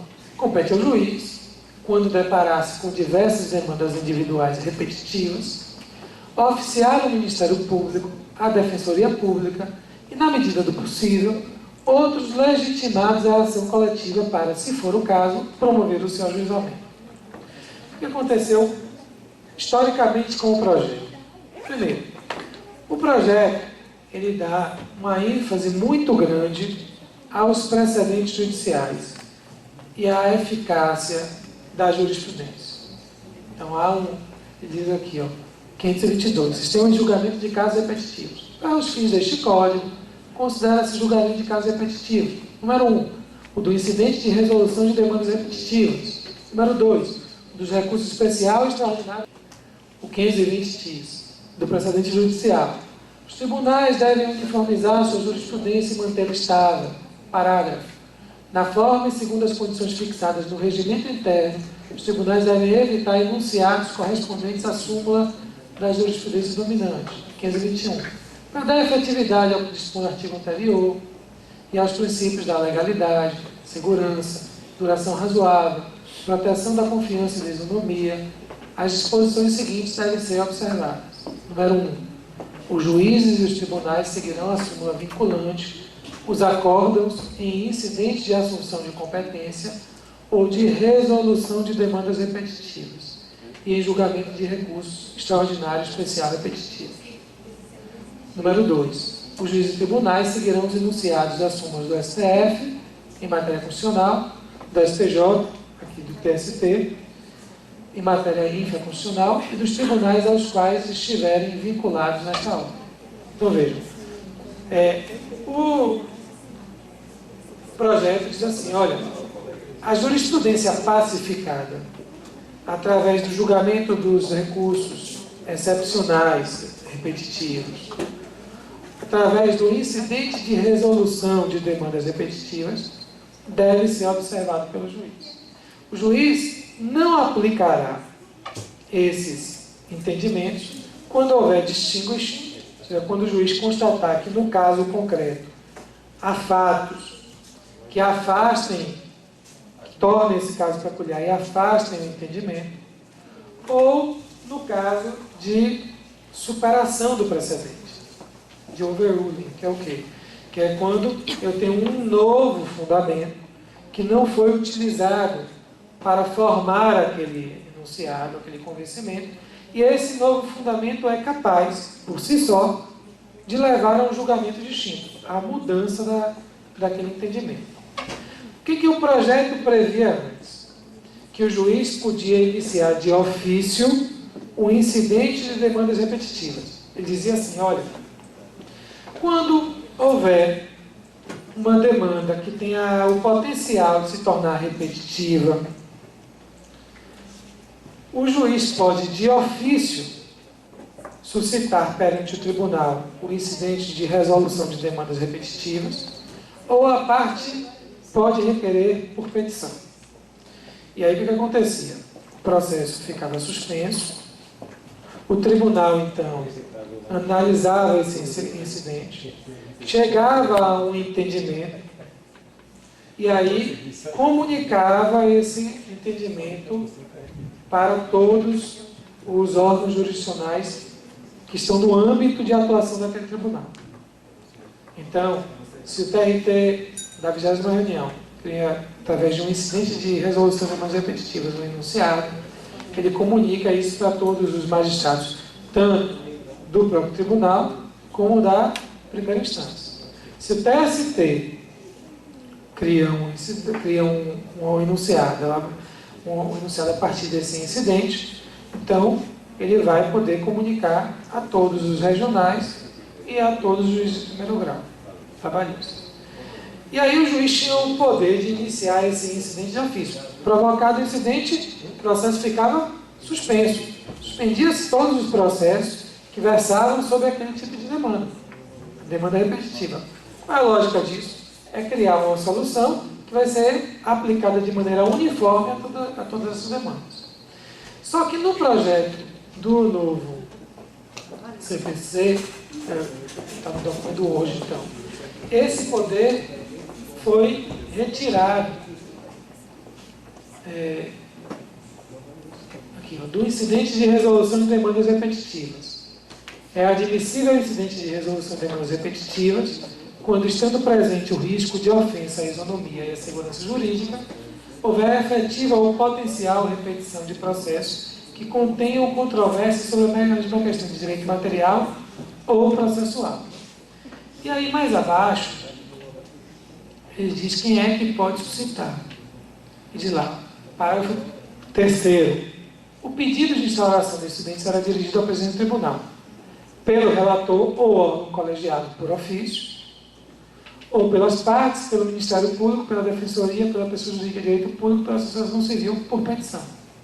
Então, esse poder, que era o poder do juiz de primeiro grau, de suscitar o incidente de demandas repetitivas, de resolução de demandas repetitivas, foi retirado na Câmara de Deputados, no projeto da Câmara. Estava previsto lá no projeto do Senado. Só que, de outro lado, o que o legislador fez? Ele trouxe, no projeto do 139, o poder do juiz de oficiar o Ministério Público, a Defensoria ou qualquer dos legitimados para poder propor a ação coletiva.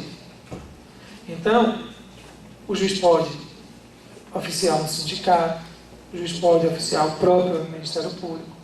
E aí, esses entes poderão, de um lado, propor a ação coletiva. O que o legislador quer? Quer ver a propositura de uma ação coletiva para resolver aquele conflito que não diz respeito a um único sujeito, mas a diversos indivíduos, para que haja uma solução uniforme, ou para que esses sujeitos que também são legitimados a propor um incidente possam efetivamente propor. Então, o projeto retirou o poder do juiz de ofício de primeira instância e ofício de propor, mas permitiu que ele oficie quem tem legitimidade para isso. O poder para propor esse incidente atualmente é do relator ou do órgão colegiado. Ou seja, quando o processo, mesmo sendo a demanda repetitiva, já está no tribunal, aí sim pode o relator ou pode o órgão colegiado suspender o julgamento daquele processo e de todos os demais que viessem sobre conflitos semelhantes para poder julgar e uniformizar o entendimento e aplicar esse entendimento aos casos semelhantes. Diga, doutor. Então, houve aí uma reviravolta, né? Que era a possibilidade do juiz de primeiro grau propor de ofício, já não pode, mas pode oficiar quem pode propor. Ok? Bom, é isso aí. Os 10 incisos do 139 trazem aí a síntese dos poderes do juiz, de acordo com o novo CPC. Estou aí à disposição de vocês, agradeço pela atenção e reitero o agradecimento pelo convite.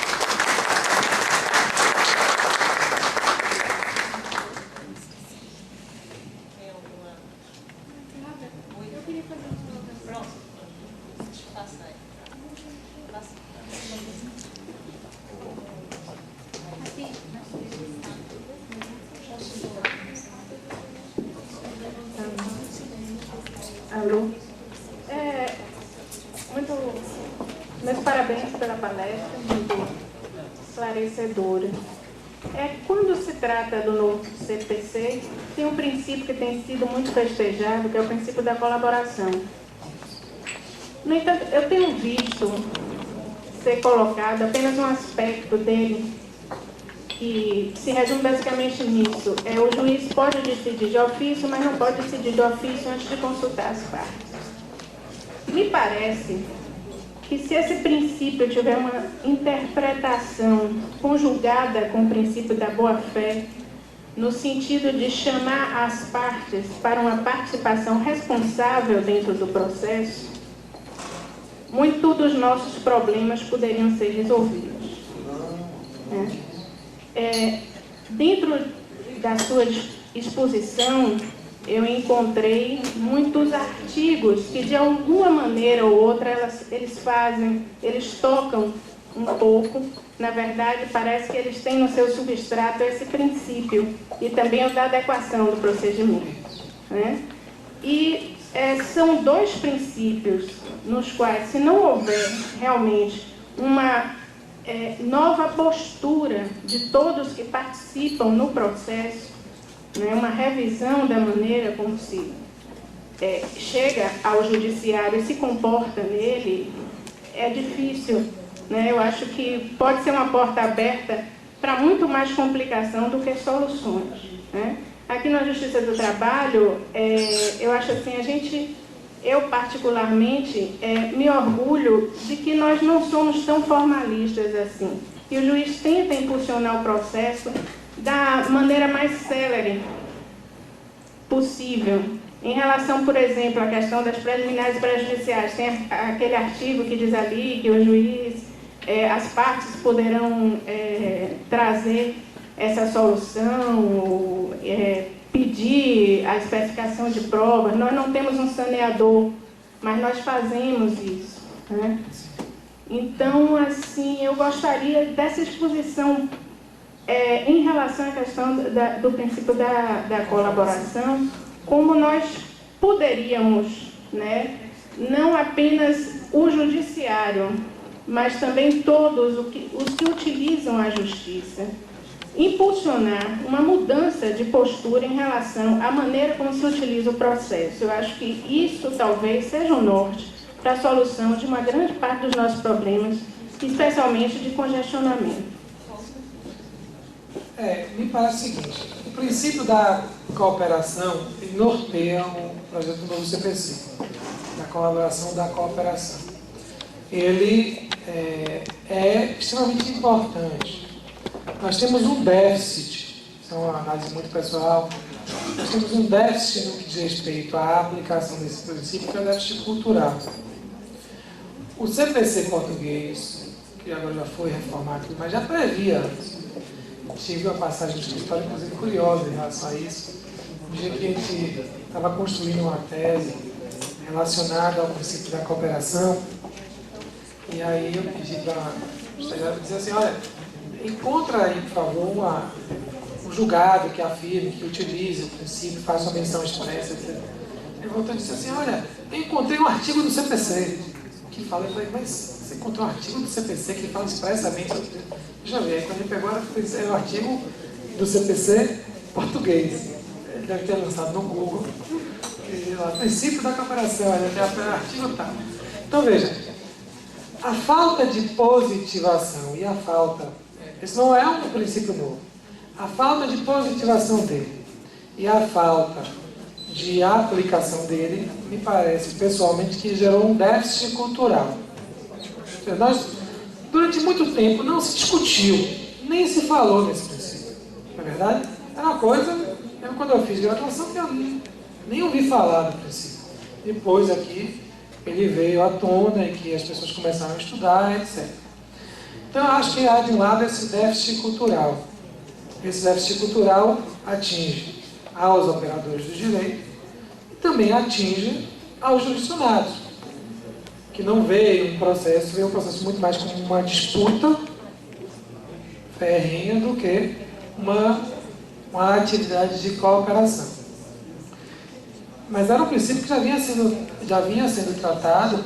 Eduardo Spinoza tem texto escrito sobre isso no início do século passado. Então, ele adormeceu e nós agora acordamos esse princípio de novo. Eu acho que é importante, para que ele prevaleça, que nós tenhamos, primeiro, programas de esclarecimento, né? E aí é um papel do Judiciário, um papel da OAB, um papel do Ministério Público, que não é um papel de atuação no conflito, no caso concreto, do juiz no caso concreto, do advogado no caso concreto, do promotor, do membro do MP no caso concreto, somente. Mas é um programa de conscientização, para a gente começar a ter a cultura da cooperação. No caso concreto, então, veja, a previsão desse princípio no projeto me parece salutar, porque a gente passa a trabalhar com esse norte. O princípio existe, então vamos estudá-lo, vamos interpretá-lo, vamos aplicá-lo. Agora a gente tem que verificar o quê? Como é que isso se dá no caso concreto? Porque, efetivamente, há partes que cooperam e há magistrados que cooperam, todos entre si. A cooperação é entre advogados, membros do MP, partes, magistrados, servidores. Então, a cooperação pressupõe um esforço comum de todas as pessoas, todos esses atores, operadores que vão levar o processo adiante naquele caso concreto. Então, me parece que é importante ele estar presente e que há casos em que nós encontramos efetivamente cooperação. Muitas vezes a gente vê, na atuação como advogado, que há advogados intencionados em resolver os conflitos. Né? Ou seja, sou advogado de uma parte, o outro advogado patrocínio de interesse da outra parte, mas que, logicamente, temos limites que são muitas vezes impostos pelos próprios clientes, né? Mas que muitas vezes os advogados estão intencionados. Muitas vezes as partes também estão intencionadas. E aí o magistrado convoca uma audiência para tentar conciliar e consegue uma conciliação, consegue parcelar um débito, consegue, enfim. Então, isso acontece. E eu acho que isso tem que ser fomentado. Logicamente, que nos casos concretos também nos deparamos com partes com magistrados, com advogados, com membros do Ministério Público que não têm essa intenção. Pronto. Aí veja, a partir do momento em que existe o princípio da cooperação, e ele está fundado, como a senhora colocou, na boa fé, ou seja, na intenção de resolver o conflito, né? Resguardando direitos, obviamente, mas de modo a não protelar, a fazer com que o processo se torne uma coisa infindável. Aí é que vem a segunda parte da questão. O Código trouxe o princípio da cooperação.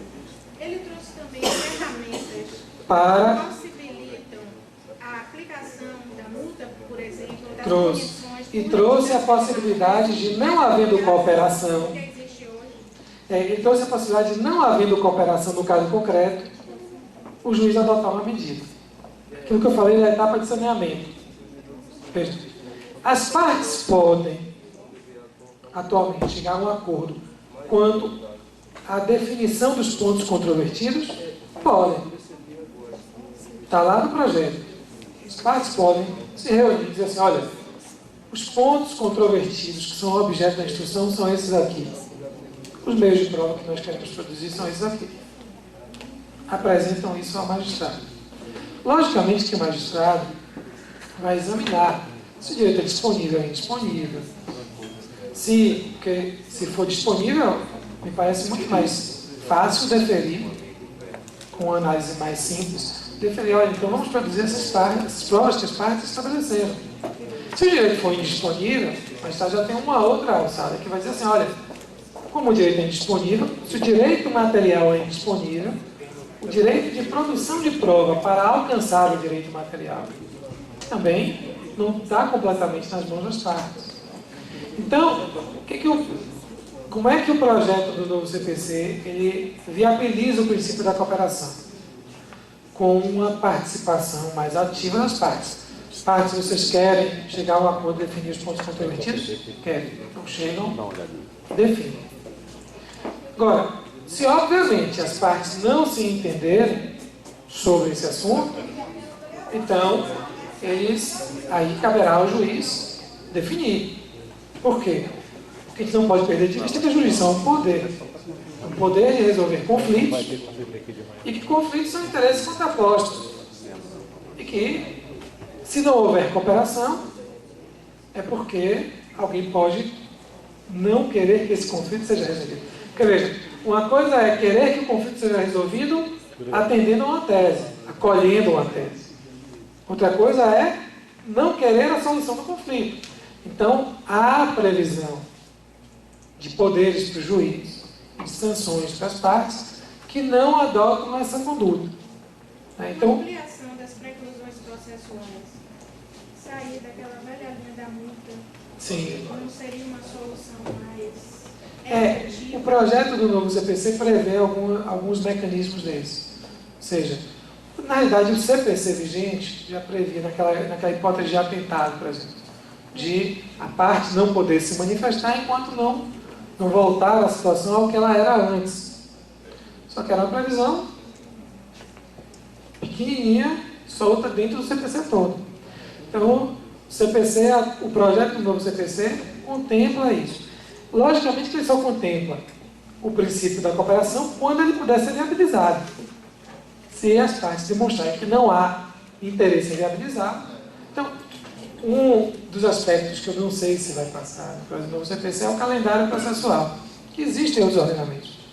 As partes se reúnem com o magistrado e dizem assim, olha, vamos fazer o seguinte, a audiência de conciliação vai ser no dia tal, o prazo para contestação, prazo para poder apresentar réplica, já definem o calendário todo.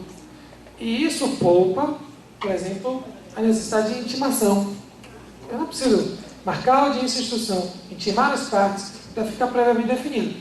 O calendário processual é uma representação do princípio da cooperação? Sim. Desde que haja cooperação. Ou seja, desde que haja a intenção. Exatamente. E há, vejam, me parece que há, efetivamente, jurisdicionados intencionados em resolver os conflitos. Há grandes conflitos que são levados ao judiciário, que as partes chegam a um determinado ponto, ou até mesmo antes de ingressar no judiciário, e dizem assim, quero que resolva. É melhor resolver do que permanecer nessa situação de indefinição. O que muitas vezes leva, inclusive, ao acordo. Né? Mas, me parece que o princípio da cooperação venha a ser positivado no novo CPC, né? Está previsto no projeto, mas a gente tem que trabalhar com essa vertente.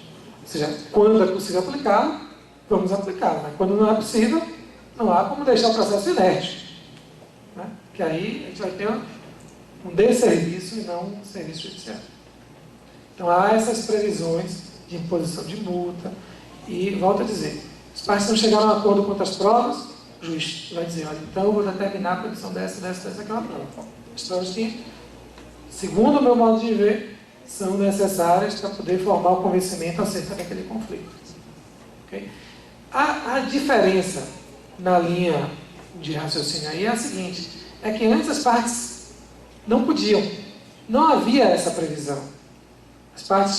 Não havia, as partes diziam assim, olha, delimitamos, chegamos ao acordo de que os pontos controvertidos são esses e queremos produzir essas provas. Não havia essa possibilidade, justamente porque não se tratava do princípio da cooperação. Agora há, mas não há só isso. Informalmente, alguns juízes já fazem, assim, por exemplo, a instrução se acorda muito em relação a uma parte da matéria controvertida, e aí consta lá, mas não é um acordo em relação às parcelas, não, é só em relação à matéria mesmo, a condição da produção. É isso tudo, mas veja, isso já é um posicionamento dos operadores todos, magistrados, advogados, funciona se a postura for cooperativa. Então, e leal para todo mundo, né? E se o tribunal também acolher aquilo ali, porque eu acho um absurdo. Se as partes estão ali e acordam naquele sentido, depois vai a imunidade da coisa. Isso. Na prática, se o advogado fica inseguro sobre qual é a matéria controvertida e qual é o ônus de prova dele, ele fatalmente vai fazer a instrução ficar mais dilatada, porque ele vai querer produzir toda a prova que ele possa cogitar que seja possível de ser exigido. Isso. Né? Então isso é muito útil. Isso, com certeza. Isso, então tem que haver a postura. E vejam que essa postura, ela já decorre dessa cultura, da gente voltar, da gente passar a trabalhar com esse princípio. Só que ele ainda não está positivado, que me parece importante positivá-lo. Dando. Pode até pegar umas partes pela boa-fé. Pela boa-fé processual, e aí a gente vai aplicar. Mas indiretamente. Agora a gente vai poder aplicar diretamente.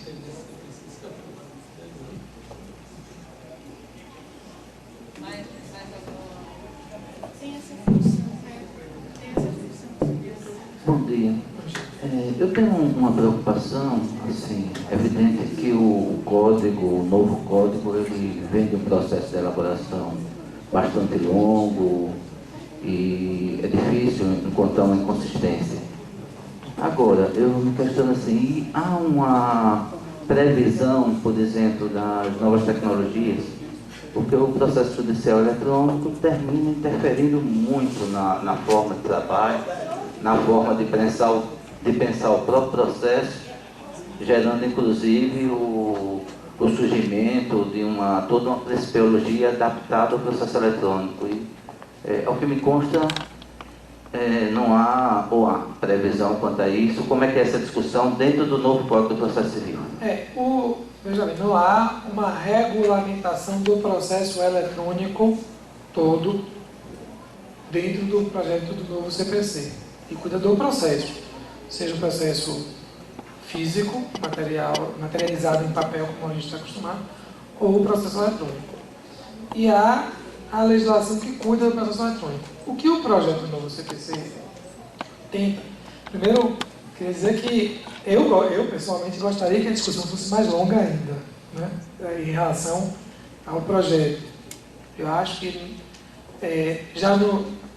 pintou-se um quadro no começo que ia ser muito mais rápido do que está sendo. E acho que não deve levar 20 e tantos anos. Eu lembro que quando eu entrei na faculdade, na graduação, e isso já vai lá mais do que 10 anos, o professor de Direito Civil, a primeira cadeira de Direito Civil, falava assim, olha, cuidado, porque vai sair um novo Código Civil. Aí passei a faculdade toda. Aí eu me formei. Aí comecei a advogar, trabalhar em nada do novo código. Aí saí depois do novo código. O novo código ficou da década de 70 até 2002 tramitando. Isso é um absurdo, né? Tá longo demais esse período.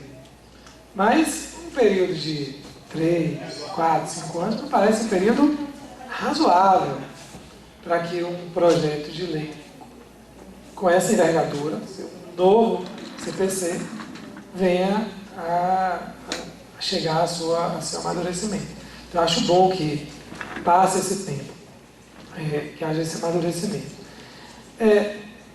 Em segundo lugar, realmente há uma tentativa nesse projeto do novo CPC de acabar com discussões, com debates que já estavam sedimentados, que existiam no CPC, existem no CPC vigente, e que a doutrina acabou estruturando, ou a jurisprudência acabou estruturando um entendimento nesse ou naquele sentido. As condições da ação, por exemplo, são um exemplo disso. Então, amadureceu-se esse assunto, e aí o CPC novo já não fala mais tanto nas condições da ação. Em relação ao processo eletrônico, ele não trata especificamente que o processo será eletrônico, ou que não será, mas ele traz previsões que são, digamos assim, adaptadas ou adaptáveis ao processo eletrônico. Essa questão, por exemplo, da instrução por videoconferência ou por outros, ele diz assim, ou outros recursos tecnológicos, né? Então, a gente, num processo físico, a gente está imaginando o quê? Uma sala de audiência, processo físico efetivamente, as pessoas ali, etc. Mas, seja no processo físico ou no processo eletrônico, esses atos, me parece que vai ser possível realizar uma instrução sem a presença física das partes. Percebe? Em relação às testemunhas, eu acho que a gente precisa ter um cuidado, porque, querendo ou não, numa videoconferência, a gente está vendo o que está ali na frente da tela do computador, né? Acho também que o processo eletrônico traz uma nova realidade para o processo, que não é só a mudança da mídia, digamos assim, da mídia papel para a mídia eletrônica. Não é só isso, é uma mudança de instituto jurídico. O professor Flávio estava dizendo o seguinte, existe então uma prática de que alguns servidores atuam como conciliadores e que, na realidade, o ato está sendo praticado pelo magistrado, formalmente. No processo eletrônico, o que esse projeto prevê? Os conciliadores existem de fato e de direito. Os mediadores existem de fato e de direito. E devem praticar os atos que são de sua competência. Então, o processo eletrônico torna isso também mais transparente. A experiência que eu tenho visto de processo eletrônico, por exemplo, existe um sistema dos juizados especiais lá do Tribunal da Bahia, que é o ProJude. E agora o tribunal está designando juízes leigos. Já designou, então o juiz leigo profere uma sentença, que vai ser homologada pelo juiz togado. Mas a sentença que aparece, o ato que aparece ali, não aparece como ato do juiz togado. Aparece como uma sentença do juiz leigo. Depois aparece, no andamento subsequente, no evento subsequente, aparece o ato do juiz togado, que é o ato de homologação ou de reformulação da sentença. Né?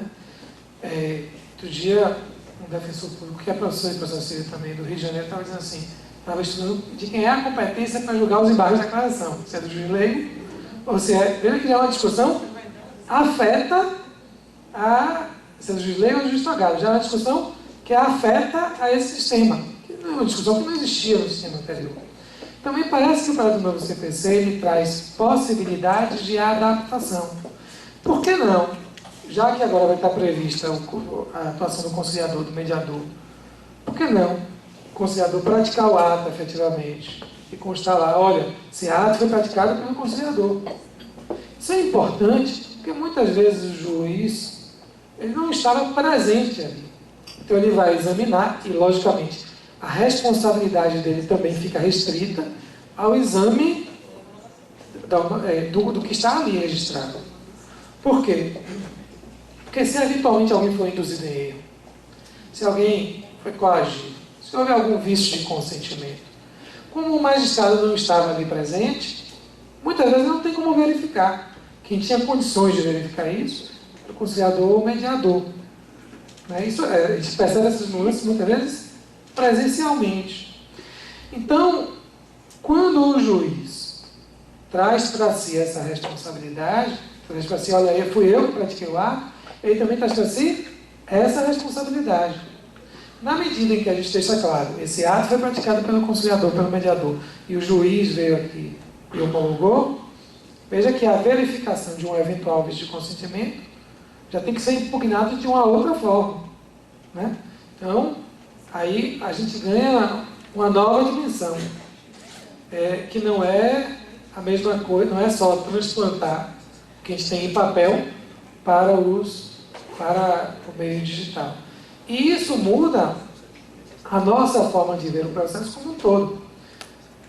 Uma vez eu fui a uma palestra, e o palestrante, que é um expert em direito e em processo eletrônico, dizia assim, ele fez a seguinte comparação.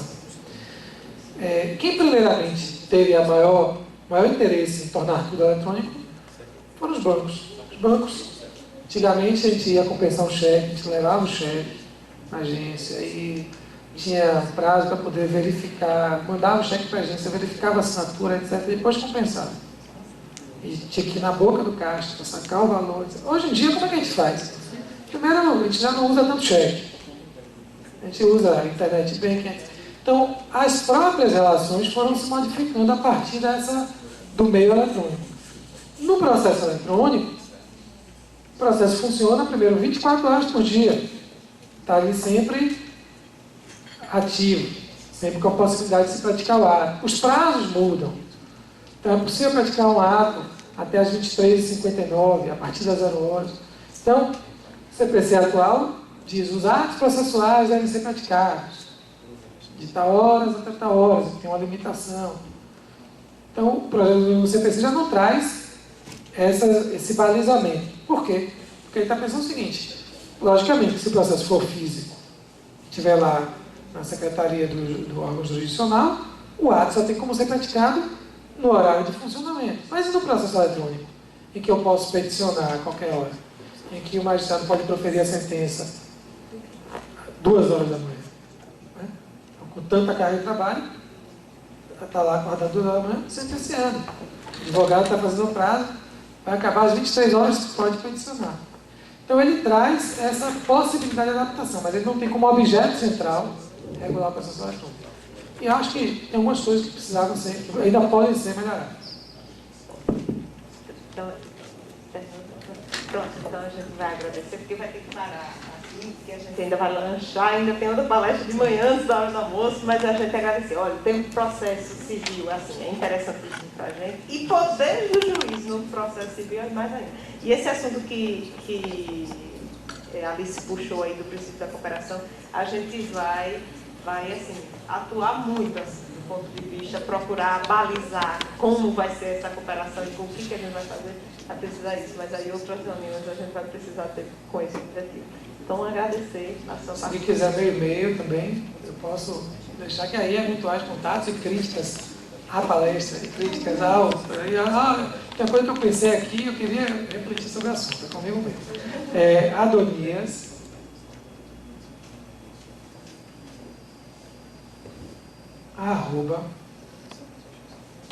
Adonias novamente, .adv.br.